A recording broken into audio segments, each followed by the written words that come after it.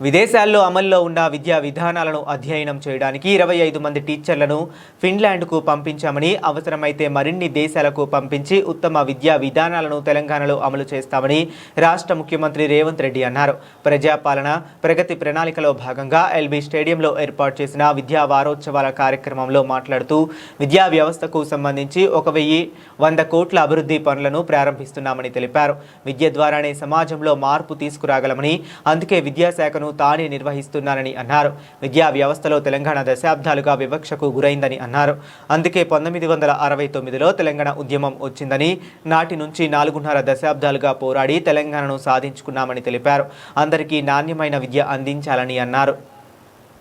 ఇవాళ ఈ ప్రభుత్వ పాఠశాలలు అనాథ శరణాలయాలు కావు. ఈ ప్రభుత్వ పాఠశాలలు దేశ భవిష్యత్తుకు నిర్మాణం చేసే ఒక విద్యా వేదికలు. ఈ వేదికలను గౌరవించాల్సిన బాధ్యత, కాపాడాల్సిన బాధ్యత, పునరుద్ధరించాల్సిన బాధ్యత, అవసరమైన నిర్ణయాలు తీసుకోవాల్సిన బాధ్యత మన అందరి మీద ఉన్నది. ఈ పాఠశాలలు టీచర్ల కోసం కాదు, ఈ పాఠశాలలు రాజకీయ నాయకుల కోసం కాదు, ఈ పాఠశాలలు ఐఏఎస్ల ఐపీఎస్ల కోసం కాదు. ఈ పాఠశాలలు తండాలలో, గూడాలలో, మారుమూల పల్లెల్లో ఉన్న అత్యంత నిరుపేదలైన పేదల విద్యార్థుల కోసం ఈ పాఠశాలలు నిర్వహిస్తున్నాం. వాళ్ళ సంక్షేమం కోసమే ఈ ప్రభుత్వం నిర్ణయం తీసుకుంటుంది. వాళ్ళకు మేలు జరిగే ఏ విషయమైనా ఈ ప్రభుత్వం వెనుకడుగు వెయ్యకుండా సాహసోపేతమైన నిర్ణయాలు తీసుకుంటాం. నిన్న మొన్న మేము వరుసగా తెలంగాణ విద్యార్థులకు కిట్లు ఇవ్వాలని 9 వస్తువులు, వాళ్ళకి షూ కావచ్చు, వాళ్ళకి బట్టలు కావచ్చు, వాళ్ళ ట్రాక్ సూట్ కావచ్చు, వాళ్ళకి చదువుకు అవసరమైన అన్ని తినే భోజనాల ప్లేట్ల నుంచి ప్రతి ఒక్కటి నాణ్యమైనది ఇవ్వాలి అని